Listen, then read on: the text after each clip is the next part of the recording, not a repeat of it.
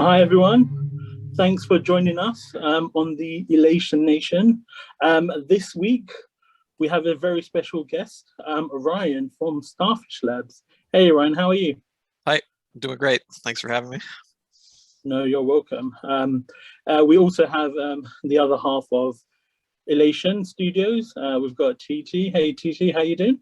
Hey, I'm good, thank you. Cool. All right. So thanks everyone for joining us.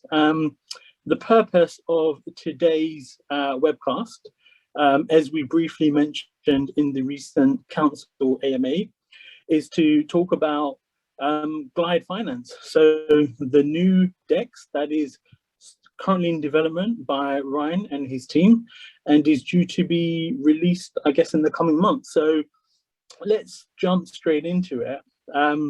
Ryan, tell us a bit about Glide Finance. Maybe if you start off with what was the motivation behind it, and we can take it from there.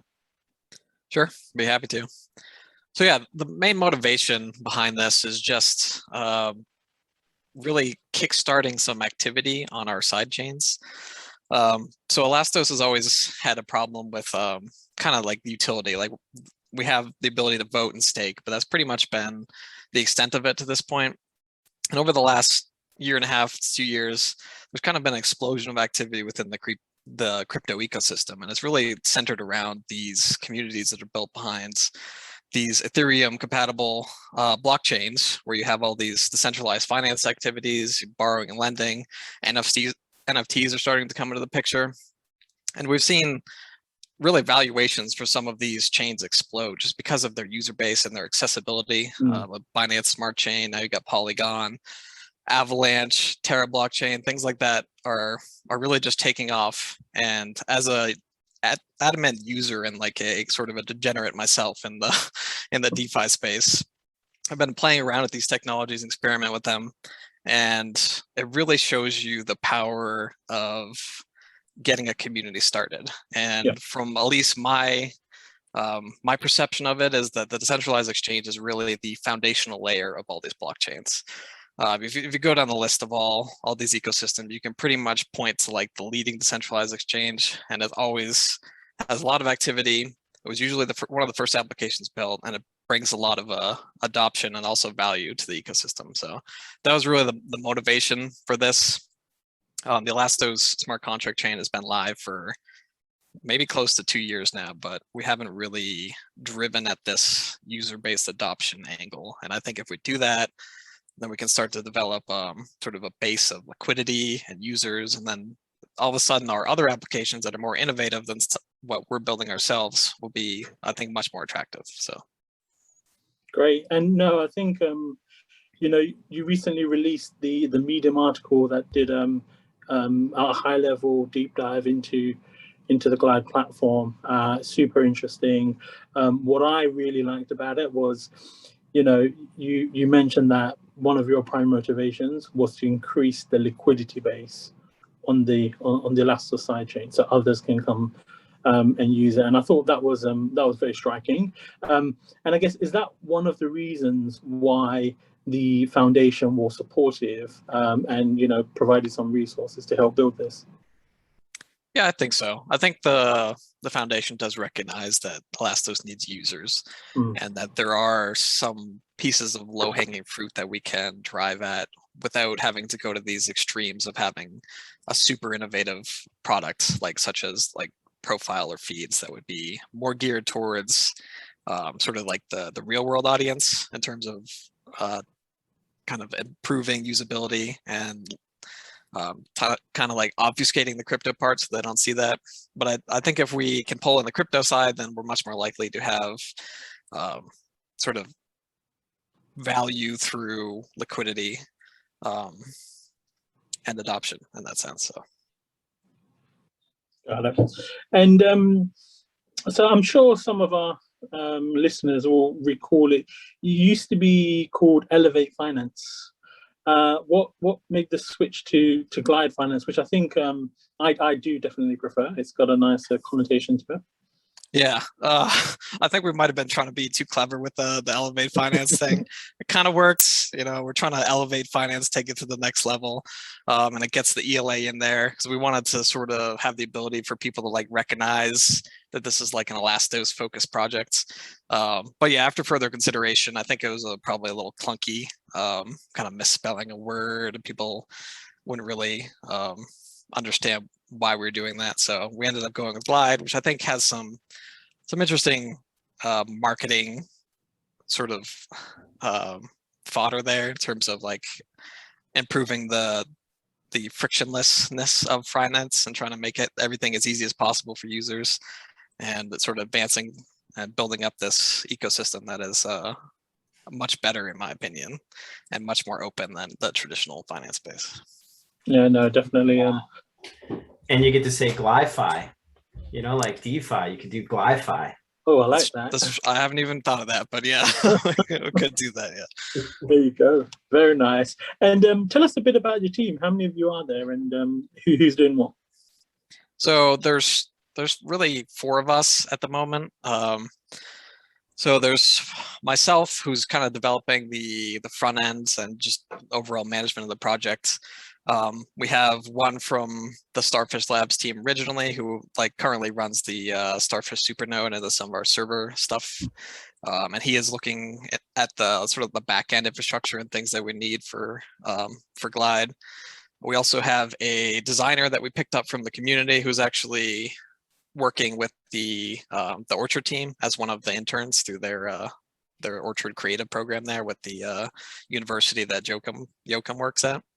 And then the 4th member is the one we were able to hire from sort of the developer community. I found him just through crypto channels, and he's like a Solidity developer.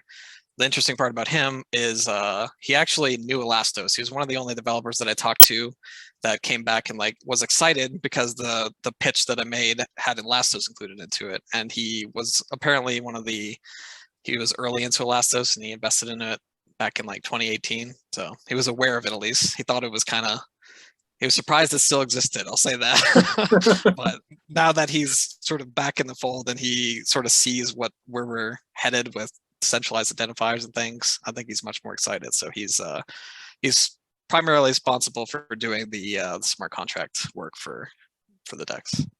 Oh, that's great. That sounds really interesting. So I think let's just for the benefit of maybe some of our listeners that are a bit more new to the crypto space, and let's take it back to basics. So what exactly is a DEX? And you mentioned the smart contracts, automated market makers. How does that all work and fit into the Glide finance? Yeah, so the core concept of these decentralized exchanges, I would credit to Uniswap. They were the first ones to really develop this method and sort of bring it into the focus as a really innovative technology. But the main underlying concepts are these automated market makers, which is essentially just a set of smart contracts that allows users to create liquidity pools. And all a liquidity pool is a pool that contains multiple assets. So the most common iteration of liquidity pool is like a 1-to-1 match liquidity pool, where you have 1,000 USDT and 1,000 Elastos, and they would always be in balance within that pool.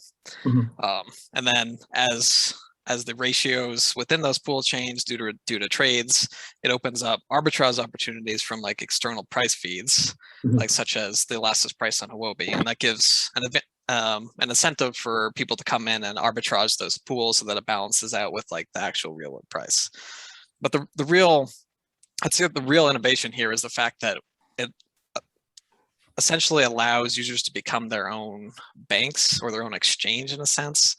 So in a centralized exchange, all the exchange fees go to the exchange, right? So when you make a transaction, you pay an exchange fee, they get the fee. But on the decentralized exchange, the users are using their own assets to become this base of liquidity. So they get rewarded by receiving a cut of the fees when users trade. So the higher the transactional volume, the more fees are generated and the more users are rewarded. So that was what Uniswap accomplished. But then you had more DEXs come in with ideas to further incentivize liquidity with their own tokens. And that's really where I'd say the DeFi space started to like explode. And Sushi Swap is probably the first one to accomplish this. But essentially they incentivize the provision of liquidity by giving out a sort of governance or rewards token that has other utility, but those are like sort of the main aspects of it. And then that just gives users that much more incentives, increases liquidity, and it's sort of like a positive feedback loop where you have more liquidity, more incentives. If the price of the underlying token does well, then it just sort of like feeds this sort of cyclical ecosystem of sort of value, I would say.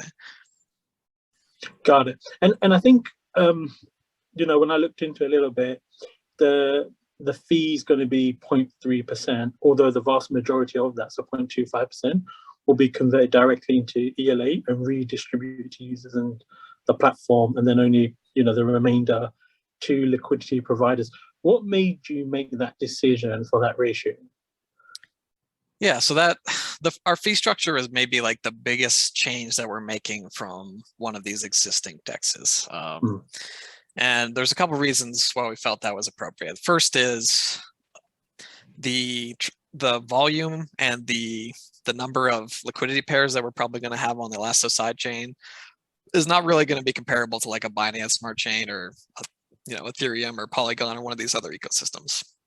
We'd like to get there eventually, but realistically and practically, we're going to start off with just a handful of pairs that are tradable and try to make sure that the liquidity on those is at like a reasonable level that people don't actually experience a ton of slippage. So, and then in looking at some of these other DeFi protocols and reward structures, it's really clear that most of the incentive comes from the token and not as much from the trade fee.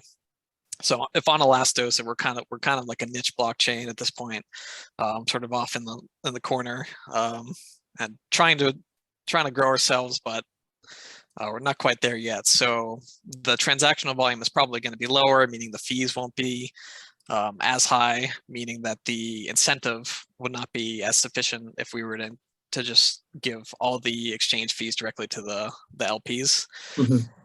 So what we decided to do was instead convert those fees into Elastos and use that as sort of like an economic driver to underlie the sort of the value of our protocol, right? So the more transactional volume that occurs, the more fees we generate, the more ELA that we're actually buying on the market as a result of every trade. And then that ELA, we're going to use that to create an additional incentive mechanism for people to stake glide. And then eventually we want to do like a burning pool. So people will be able to burn their glide and in return they can receive some ELA. So it's both beneficial for ELA because it does apply some like constant underlying price pressure or purchasing pressure. I wouldn't expect this to be too crazy, but it is sort of like one of the more innovative mechanisms that we're trying to roll out. So when you say the fee's gonna be used to buy ELA, what is the fee actually in? Is it glide that the fee is paid in glide and then that glide is converted to ELA, or is it whatever they're trading in that underlier is then? Yes. So whatever they'd be trading in is what the fee would be converted to. So if they were trading like a Bitcoin USDT pool, then there would be actually liquidity pool tokens would be extracted from that trade. So it would be actually the fee is delivered in liquidity pool tokens, and then we have a contract that like unwraps the tokens, withdraws them from the liquidity pool, and then converts them into ELA. So it would be whatever users are transacting with, essentially. Got it. So you just mentioned it now. So Glide is the token that you're creating, and you know Glide Finance makes sense, and I believe it's earned by providing liquidity, but also staking Glide. But could you elaborate a bit more around, you know, how many Glide tokens there will be? Is it an inflationary, deflationary, and what is the unlock period? Yeah, sure. So we kind of finalized our plan with this just recently. So we wanted to find a balance between the existing DEX models and some of the like the older blockchains that have adopted these like deflationary strategies. So something like a pancake swap, for instance, has no total supply. It's infinitely inflationary, and they rely on burning mechanisms through like their lottery and a few other fee structures and things like that in order to try to prevent the inflation from getting away with them, so that the value is accrued for the users of that ecosystem. And they've been very successful at this, primarily due to the explosion of Binance Smart Chain. They have access to all these users, and over time, they're probably going to need more and more users to sustain like the price of the pancake swap token. So we decided to do something a little bit different, is to adopt a sort of disinflationary model for Glide. So it is still inflationary, but the rate of inflation will decrease over time. So we decided to put up a maximum supply of 50 million on the Glide token. We felt this was just kind of a nice number. It's not a super low amount of tokens that people are afraid to use them. And we want people to actually be able to be like burning these tokens actively. So we have some of those burning mechanisms involved, but we didn't want it so high that the price would be like one of those like meme coins or meme tokens that's like 1/10,000th of a cent or anything like that. So 50 million released over a schedule of 10 years. And the way we've set this up right now is with the anticipation to launch sometime towards the end of September, early October. We're going to plan on like a 3-month bonus rewards period for all the people that use the platform during those 3 months. And the aim there is really to reward the Elastos community as much as possible. Obviously, if you've been with Elastos for years, you probably suffered the price action that we have. And it would be nice if we can start to move this ecosystem in the direction that we want, that the people who have been sticking with the project all those years are properly rewarded. And I really want that to play out. So, you know, sorry, continue. I was just going to say, after this 3 months, we're gonna cut the inflation by 25%, and from thereafter, we're going to adopt a schedule where the inflation reduces by 15% every 6 months, up until it's roughly about 10 years that it should take to distribute the full 50 million tokens. So. Got it. And so just to clarify, so if there's a total cap of 50 million Glide tokens, but there is also going to be a burn mechanism, does that mean in the long run it becomes lower than 50 million? Yeah, exactly. So the ways that we hope to burn tokens, we're going to be exploring like more in the future. But yeah, the concept there is we can create these mechanisms that actually provide utility for the burning of tokens. One way is like the lottery with Pancake Swap. The other is with the burning pool for Glide, so that people can essentially burn their Glide and then get returned some ELA. There's tons of ideas in this area that we can implement fee structures with burning, but over time we want to make sure that the supply is deflating, at least at a reasonable level. How we'll achieve that still remains to be seen, but as I said, there's lots of possibilities there. No, it sounds very exciting. Okay, let's move on. How is the Glide token supply breakdown gonna be? Is it? I know there's a development fund, a community treasury, controlled by DAO, I think it is, and then also liquidity and staking. Could you go into that a little bit, please? Yeah. So we decided to do like a 3-tiered breakdown. So the big pot is liquidity and staking, and liquidity is our primary objective. That is, everything we want to achieve is related to liquidity on the Glide platform. So 65% of all the Glide tokens will be delivered on a per block basis to liquidity and staking pools.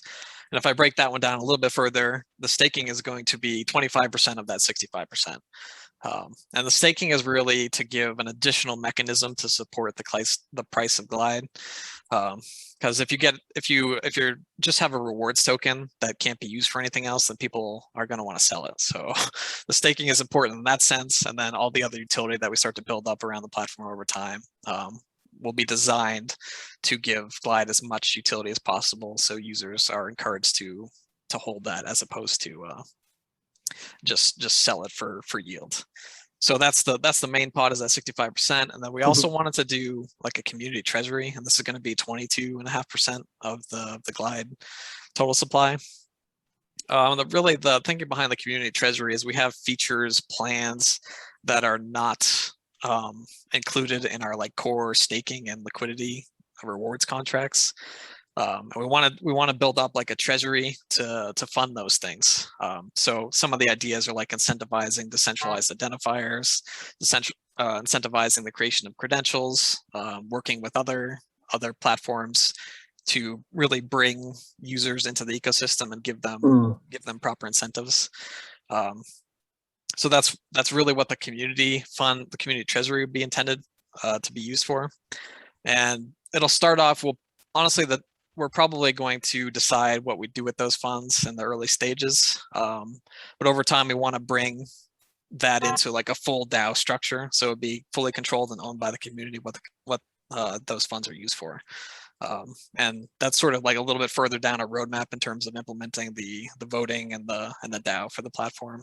But that is part of the plan.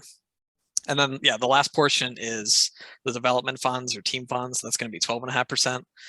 And that's important for hiring people so we can expand, marketing, promotion, rewarding the existing developers that have contributed to building this. 12.5% is for a fair launch project is a little bit on the higher ends, but we're just projecting based on the liquidity that they will be able to generate on Elastos, which is sort of an unknown chain at this point, that's not actually going to be, a huge sum of money. But our plan there is we're not going to, it's not like the team is going to be receiving tokens and then like dumping them on the market, right? It's up to them. There'll be smaller allocations within that 12.5% that people can decide to do what they want with. But for the most part, that fund will be used for growth of the platform. Got it. And I think that you touched on one of the big challenges. The Glide is probably going to be one of the first to use the Elastos Smart Chain. How do you plan to attract users, and who do you envisage as your early users of the platform? Yeah, so that's the most challenging aspect of all this, is how do we get users on board? So to start with, is likely going to be primarily driven by the existing Elastos community. And I hope we have enough there to get the people who've been around Elastos and like the sort of the user base that has been built up behind Filda and Creda and some of these other tools, that these are the users that we can get right off the get-go.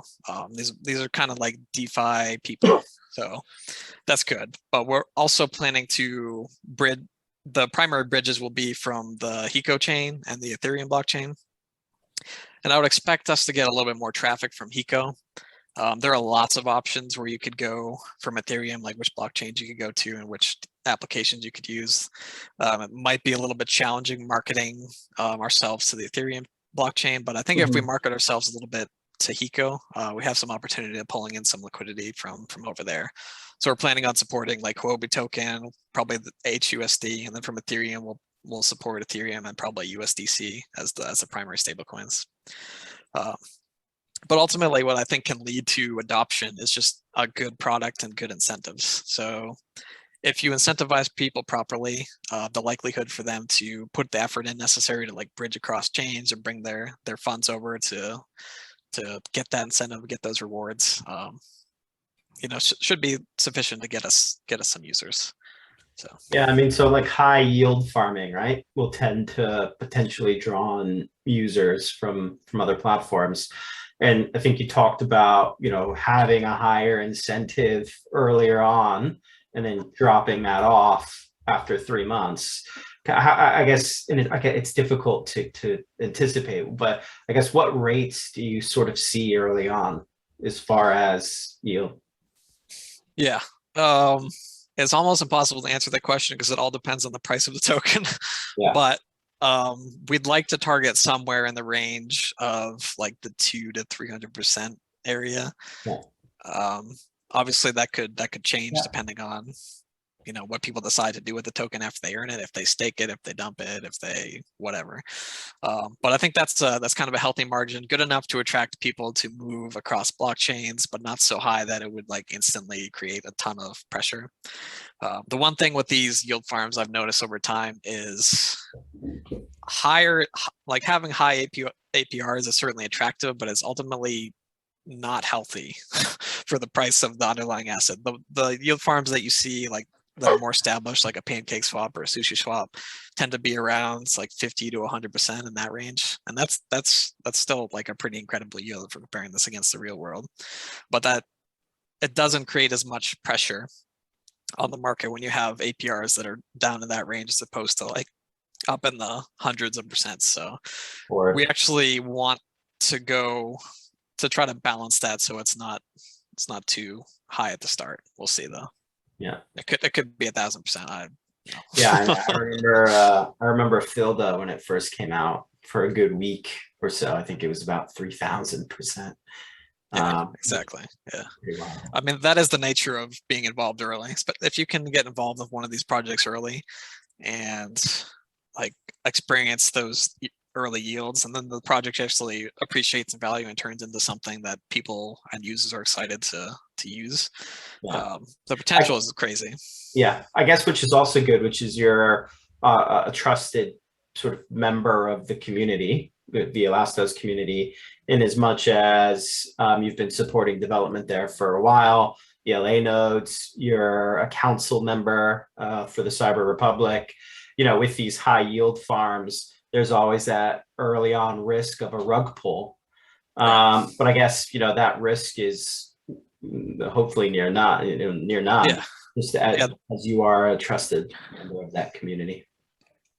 Yeah, and I think that certainly helps. And that's been sort of like a big driver of why we decided to do this, as opposed to just like waiting and hoping some external team from like some of these other DeFi projects comes in and like builds on Elastos. I think as someone that I hope is relatively trusted within within the ecosystem, we can bring a certain level of just merit to using the products, that we won't intentionally do anything that is malicious or against the sort of the I guess belief of the users, or the motivations and incentives for the users.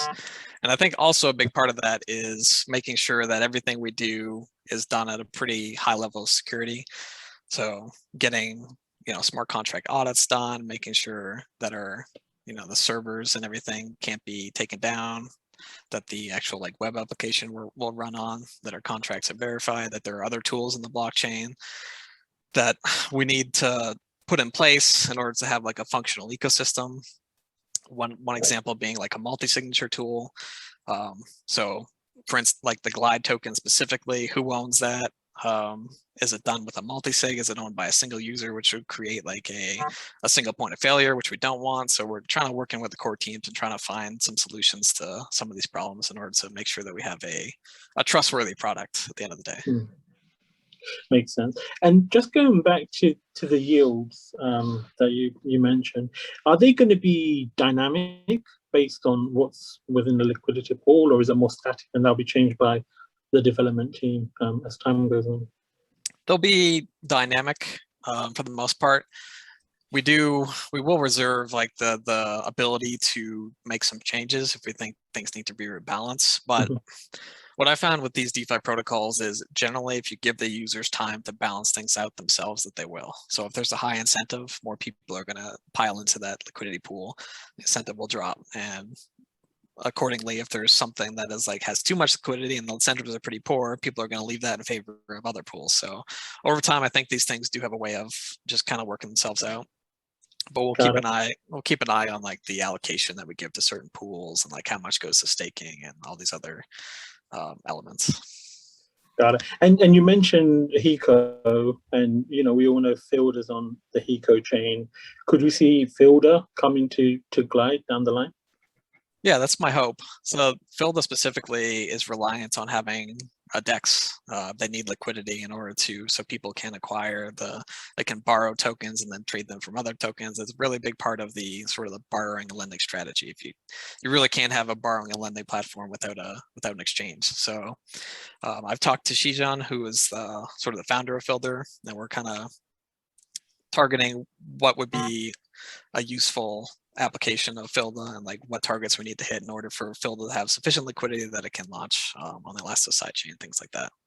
So yes, I think DEX is the first step, and then borrowing and lending is the next step, and then we can get Creda and Profile and all these other things, these tokens launched on the sidechain, and start to build up like an actual ecosystem. So, and on the ecosystem, and as we talk about what's out there, certainly DID is, identifiers are certainly taking a front and center with Elastos. Do you see, as far as users and on the DEX, needing a DID to come on and use it, or phase one, or is that a down the road sort of thing?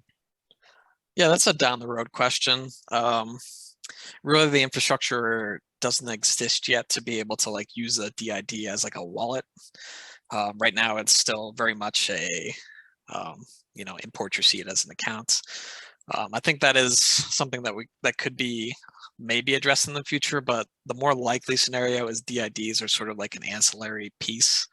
I don't think we want to implement KYC to the point where like you need a DID with certain credentials to be able to use the DEX, but if we could get to the point where certain credentials give you bonuses and perks for using the DEX or like using some other of the Elastos products, then that could start to get really interesting. And I've always, like, DIDs are really one of the reasons that I've sort of, delved into Elastos in the first place. And I think they present some really interesting opportunities. Like a good one is just, like, Telegram is, for the most part, in crypto land, is mostly a cesspool. And it's because everybody can make these accounts. They can troll, they can come in, they can say whatever you want, they can get banned, they can make a new account, they can do it again. It's just this endless cycle of nonsense. So if we could ever get to the point where we could start to like create these communities that are like DID focused and verified by credentials, including like using certain features on the DEX and that kind of thing, I think we have an exciting sort of unique ecosystem at that point. Got it. And I'm guessing in terms of the end user, how will they interact and use Glide Finance? Is it going to be a website? Is it going to be some connection with the Essentials wallet?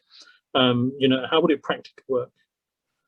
Yeah, so we're not trying to reinvent the wheel here. I think Elastos has tried to reinvent the wheel in the past and has come to the realization that maybe it's better just to go for adoption and then try to incrementally reinvent the wheel as opposed to do it all at once where it's this jarring change. So it will be a web application. It will be accessible just like any other DeFi app through MetaMask. We will have support for Essentials. So Essentials will build the application into like a web view browser thing within the Essentials app, and you'll be able to like open up Glide and you can then just use your Essentials wallet to interact with it, as long provided you have your funds over on the Elastos sidechain there, the smart contract chain. Got it. And I guess, recently we saw the announcement from the eMoney partnership. How do you see that impacting Glide Finance, and other advantages to having a stable coin via eMoney on the ecosystem? Yeah, so I think that's a really interesting opportunity. And Sash and the Orchard team pulled me into the group with the eMoney where they're sort of discussing some of the stuff. Now, we do absolutely plan to support these stablecoins on Glide.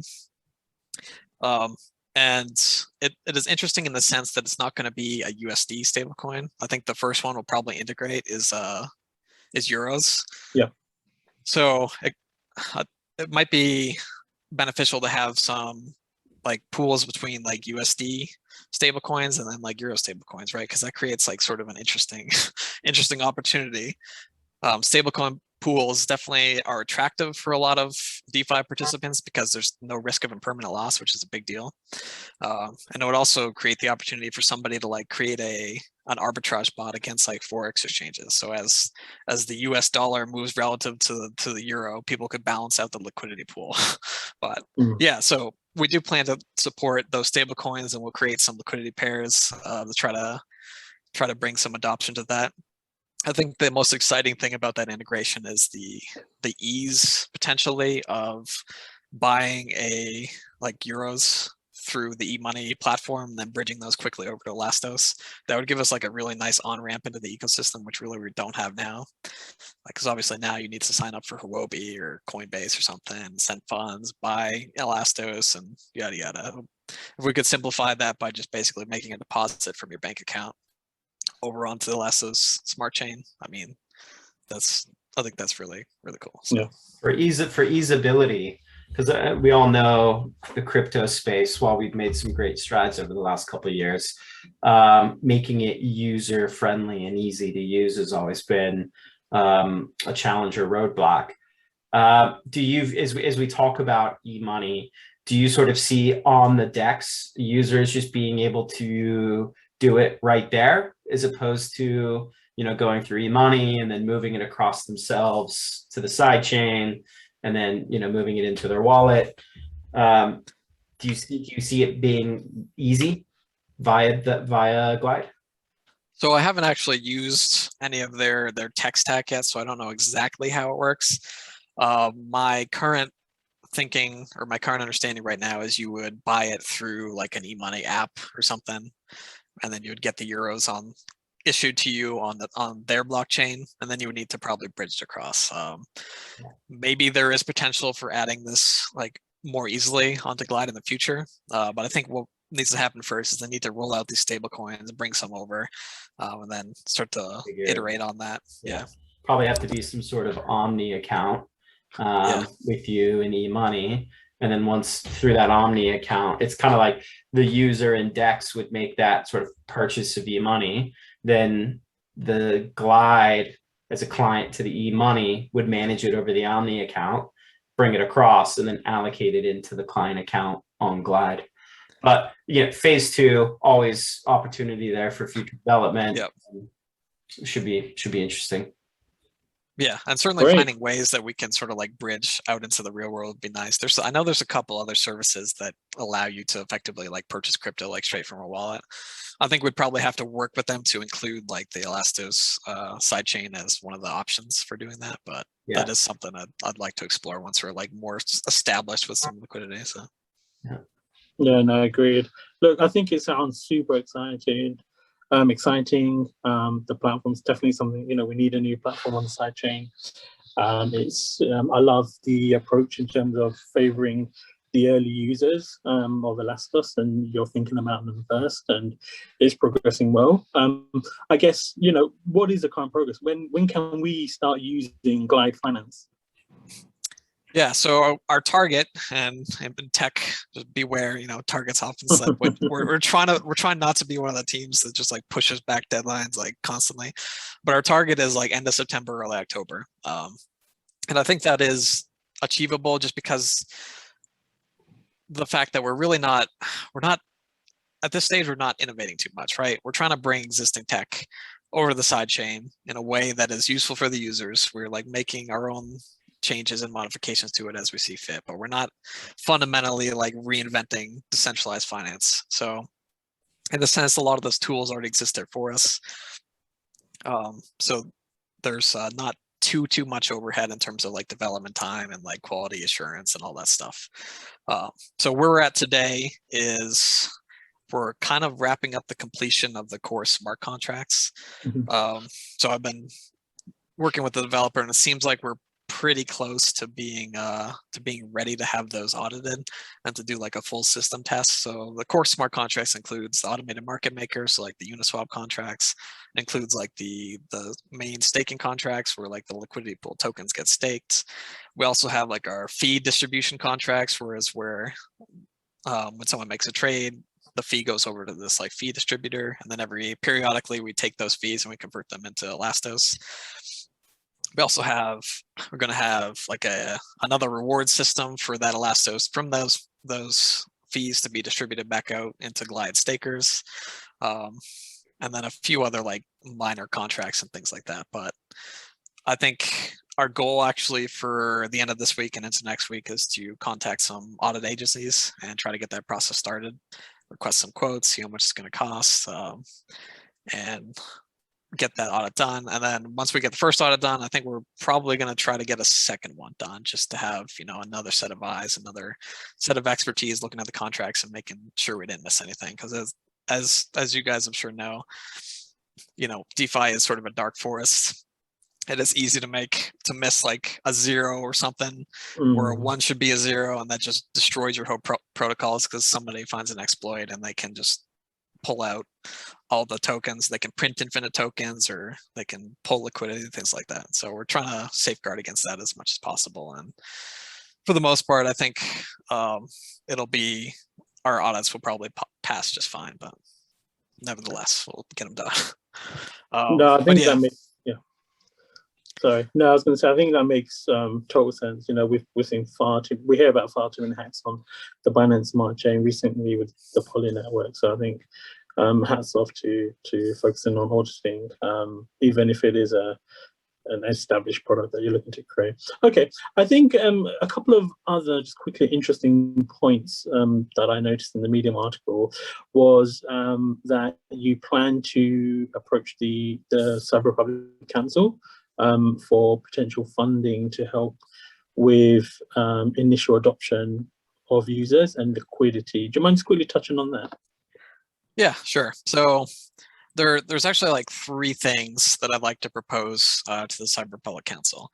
The first is to reduce the bridge fees associated with the current the shadow tokens implementation, and would specifically target the bridge fees from Ethereum. Like right now, I think it's like a 1% bridge fee, which is kind of unacceptable for DeFi users. If you're going to move across, a large amount of money, just getting hit for 1% is too much. So I'd like to subsidize that, because those fees are used to pay for internal gas transactions on like the cross-chain, the mediators between the bridges.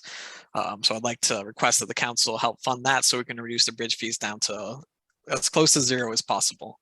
The second thing is we'd like to create like a faucet, so that when users actually make their first transaction over the Elastos Smart Contract chain, that they actually receive a little bit of gas. This is kind of a friction point in crypto, because typically what you'd have to do is you have to go, get a find Elastos, buy it on exchange, transfer it to the main chain on Essentials wallet, and then from Essentials wallet transfer it over the side chain, and then you finally have gas. That's something people will just give up on, right? So we want to make it as frictionless as possible to start using our chain. So whenever they bridge over for the first time, they get a little bit of ELA so that they can like make a trade and buy some ELA or things like that. So that's the second thing. The third thing, as you touched on, is to ask the Cyber Republic to seed some initial liquidity on the exchange. And this is going to be a sizable ask in terms of funding. We're probably talking to request maybe as much as like 300K total, which is not a ton, if I'm being honest, in terms of liquidity, but for relative to like how much the Cyber Republic Council currently holds, that is a sizable chunk. So ELA or dollars? So it would probably be, it could be either.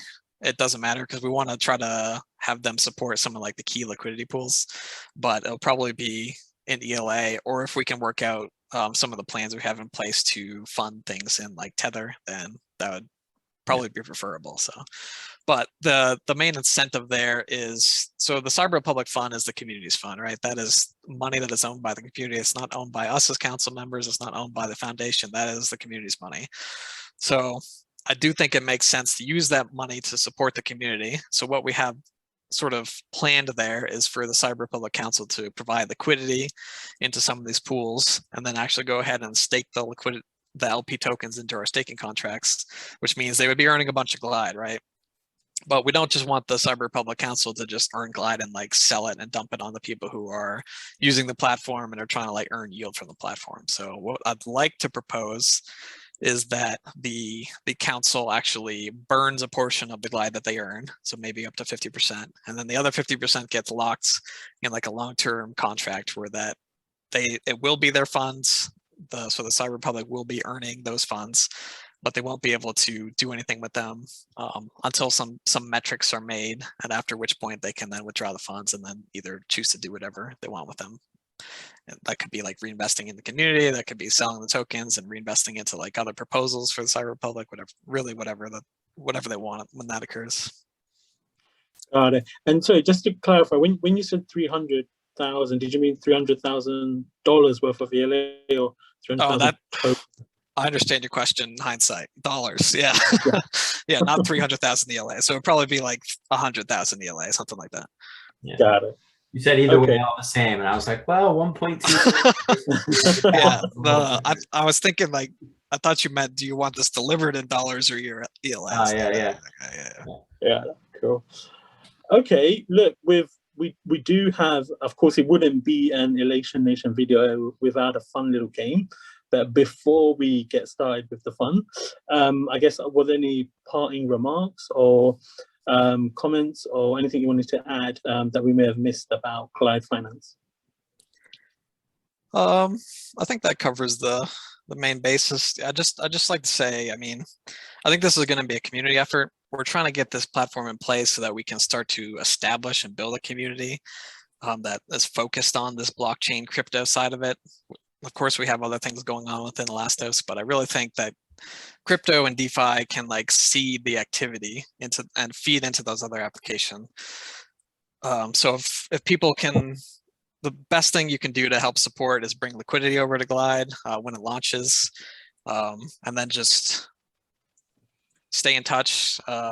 Keep feeding us back information on what you'd like to see improved, and we'll keep working towards making it a platform that is, more desirable for everybody. So fantastic. And just lastly, how can community members follow the progress of Glide? Is there a Twitter account, Telegram group, or is it for the community? Yeah, so we'll increase our like sort of social activity pretty soon here across Twitter and Telegram. Right now, the Twitter is at Glide Finance. The Telegram will be Glide_finance. We have not yet opened that up to the community yet because we're kind of just, I don't see too much value in like Telegram groups like prior to product launches. I think it creates, more work for us than necessary. So we'll probably open that up within like a couple weeks of launch. And we'll keep the community apprised of our progress and sort of launch plan. We'll give dates. We'll probably open up like provision of liquidity either like a week or a few days in advance of like the staking rewards starting. So there should be plenty of information out there on socials. Fantastic. And we'll be sure to share some of the links in the description of the video. So okay, let's move on to the fun and games. So for those community members, you may or may not know, but Ryan actually has a PhD in nuclear physics. And so and so we are going to try and confirm, has Ryan made the right decision in going down the crypto route, or should he have stuck with nuclear physics? And so our game is titled Ryan's Half-Life.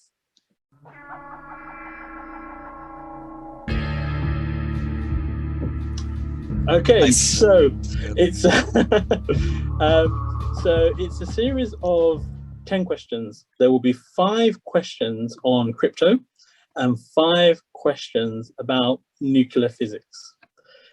And we are going to try and figure out how many you get correct. So we'll start off and make it very easy for you. First question, why is this game called Ryan's Half-Life? What is Half-Life? The half-life refers to the radioactive decay of isotopes.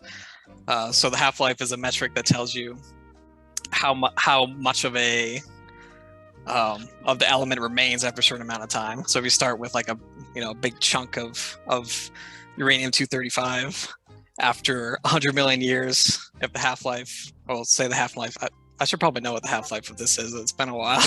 But after like say 1 million years, then there would be half of it remaining. So it's basically like it's like Bitcoin's halving. It's identical in concept to to that. So All right, that is correct. I've got most of the physics answers written down because I don't really know some of them. So, but first one correct. Okay, let's try an easy crypto question. What is an oracle? So an oracle is something that takes real-world data and puts it on the blockchain. So the most common example of an oracle is like an oracle price feed. It aggregates all these prices from these exchanges and then it puts them on the blockchain so that smart contracts can call on that price feed to figure out what the price of the asset is in the real world. And that could be used for, you know, other real world things, like you could put an oracle for whether it's raining today or yada yada. So all data. So oracles are obviously really important. That is correct. TT, I feel like our questions are too easy in these games we play. We need to make them a bit more difficult. But let's try another one. Okay.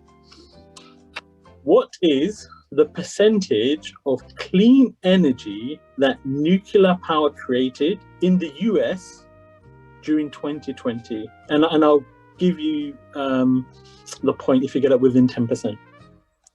So this is like total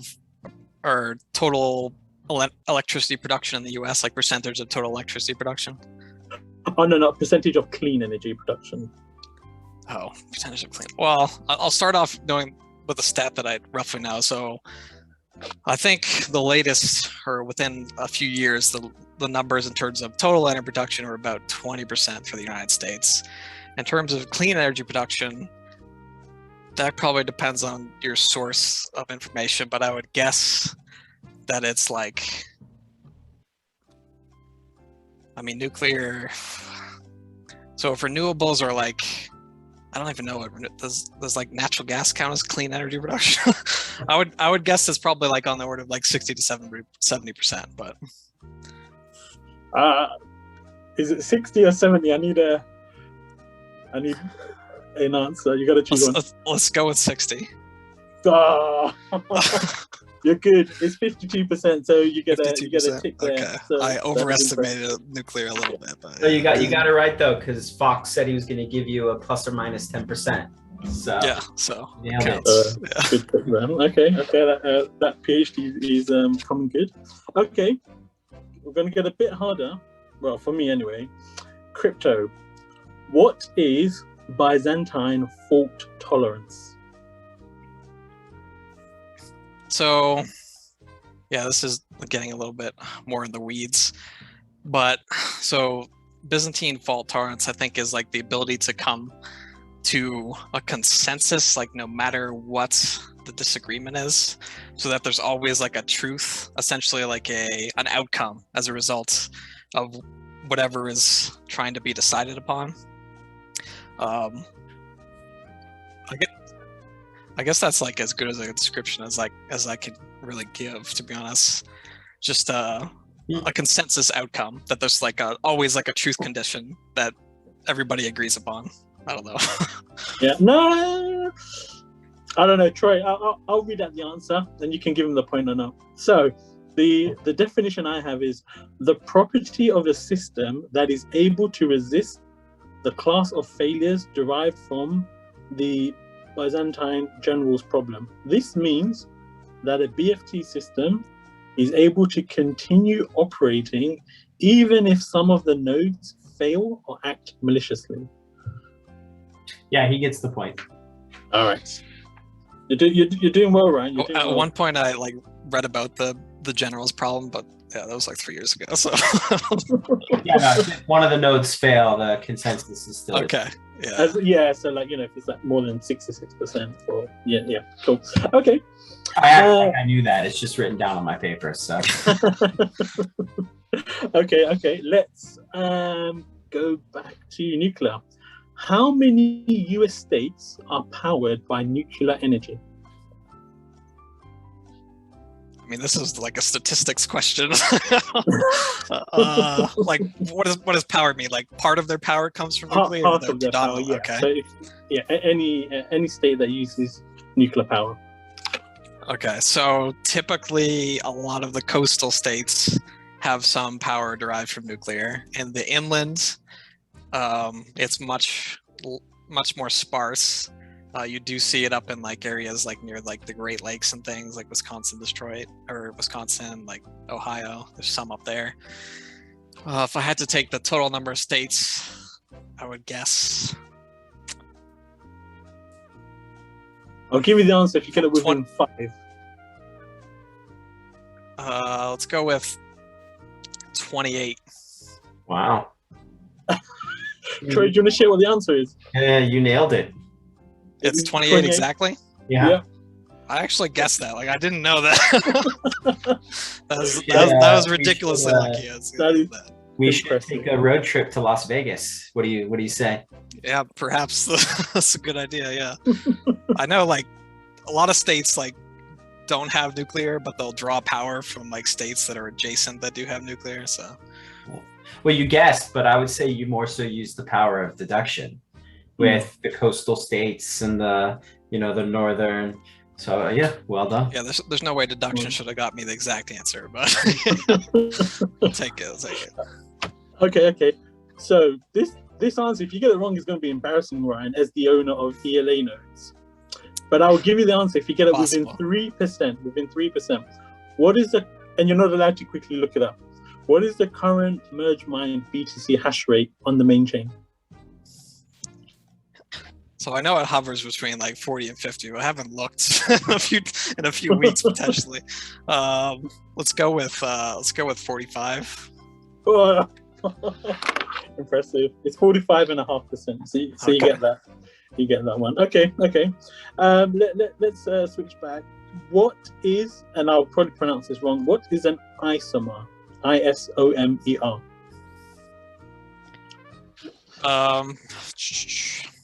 So technically I'm not a nuclear physicist, nuclear engineer. But an isomer is, I believe that's the one where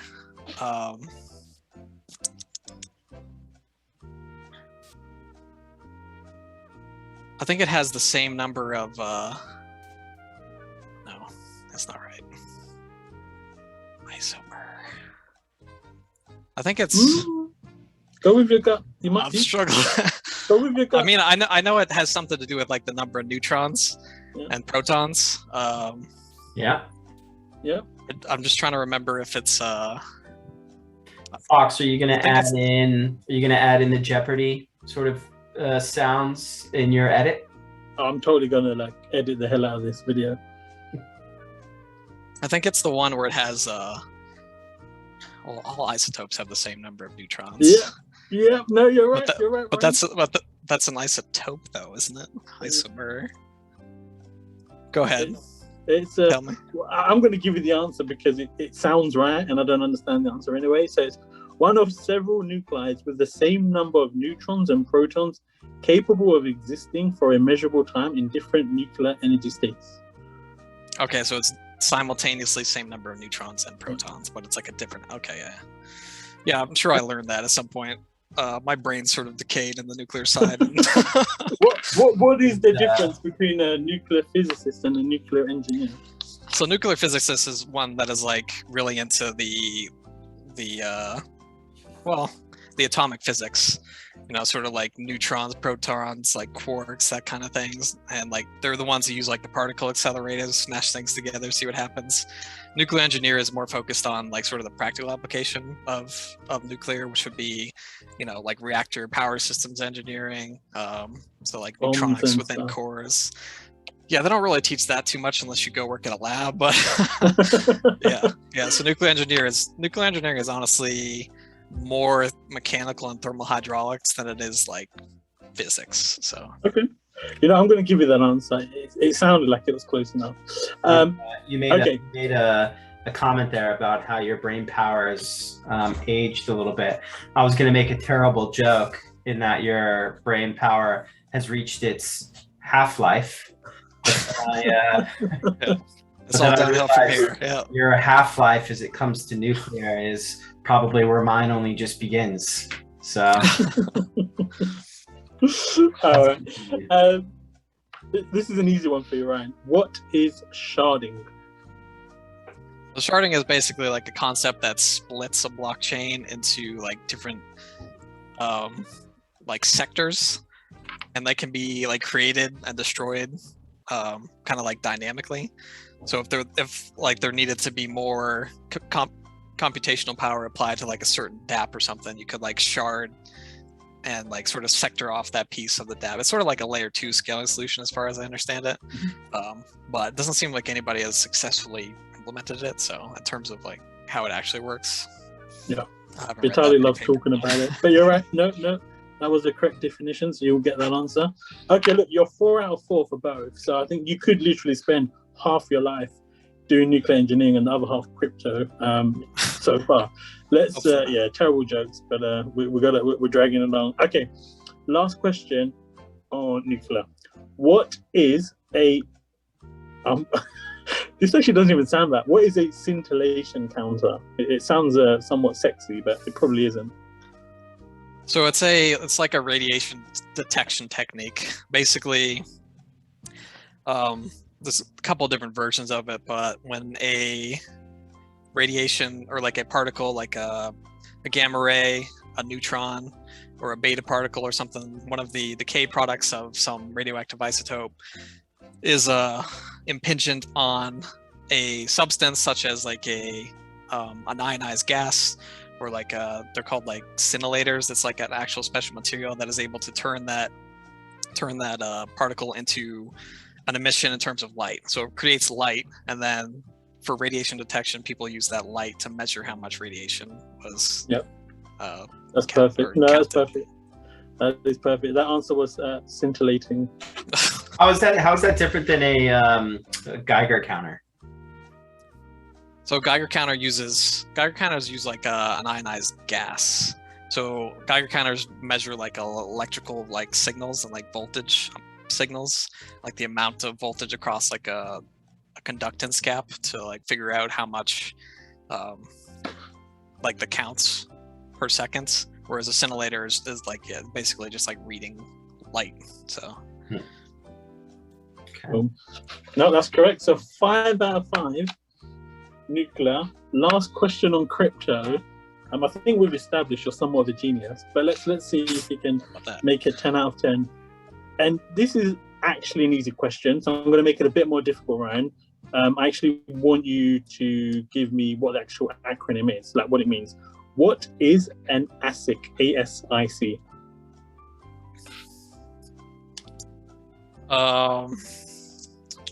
I know the last 2 letters are integrated circuit. What the first 2 letters are though.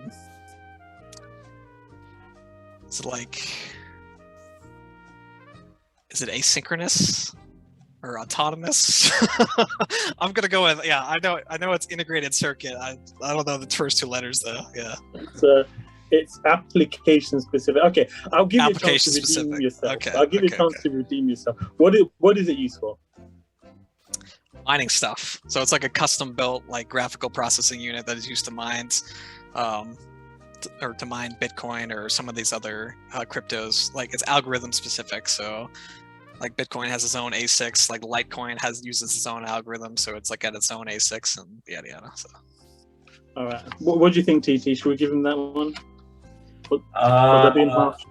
Sure. Application specific is kind of silly, anyways. I mean, that's not all relevant. right. Well, look, 10 out of 10. So Ryan's Half-Life, pretty much he can do whatever he wants. So well done. Hopefully that game was somewhat fun for you. It certainly was for me. And I guess I will just like to say thank you very much for joining us on the Elation Nation to talk about Glide Finance and partaking in this somewhat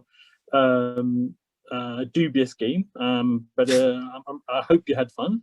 Yeah, that was good. Yeah. TT, anything you want to add before we wrap this up? No. Everything you said. Thank you for joining us, Ryan. I don't know, Fox, if you want to do the we got to do the usual. As always, we'll share all the links, but please like, subscribe, share, the video. I will also include links to the Elation Studios' different social handles, as well as for Glide Finance. But yeah, let's wrap it up. Thanks a lot, Ryan. Thanks a lot, Troy, and thanks for the Elation Nation for joining us. And we will see you again soon. Yep. Bye bye. Thanks for having me. Thank Bye. you. Thank you.